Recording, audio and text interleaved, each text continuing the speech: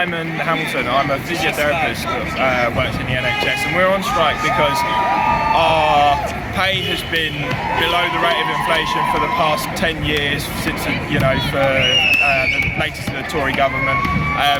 The fact of the matter is that our patients are getting more and more unwell. They're here with us for longer, have more needs from physiotherapists. We're not getting the funding to provide the care that our patients need. The amount of my colleagues that have to stay beyond their contractual hours to actually make sure that our patients are getting the care that they need, rather than the government stumping up and providing the therapists that people need. It's awful, and the working conditions are deteriorating. People don't want to be in the profession because they can't afford to be in the profession. We are in this profession because we care about the patients that we look after, and the most heartbreaking thing is not being able to give them the care that they deserve.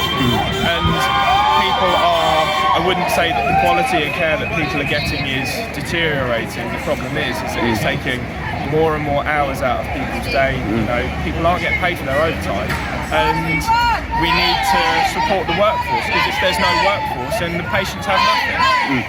And there have been strikes all across the NHS. It's not just physiotherapists. Why do you think that is?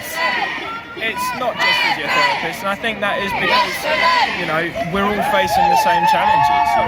Everybody is overstretched. There's no acknowledgement that over the last couple of years that the patients that we're looking after are getting sicker and sicker, and they need more and more care. People are not able to access healthcare wherever they are because of cuts across like community services and all of that sort of stuff. And people are therefore coming to hospital and they're much sicker, and all of the staff recognise this, and all of the staff are becoming burnt out because they're having to work more and more shifts because people are leaving the profession and they're not getting in. Like, new people aren't joining the professions. That's across the board. That's nurses, allied health professionals, and doctors. And somebody's got to plug the gap, and the kinds of people that work in the health service want to plug the gap. Hi there. So who are you and why are you on strike today?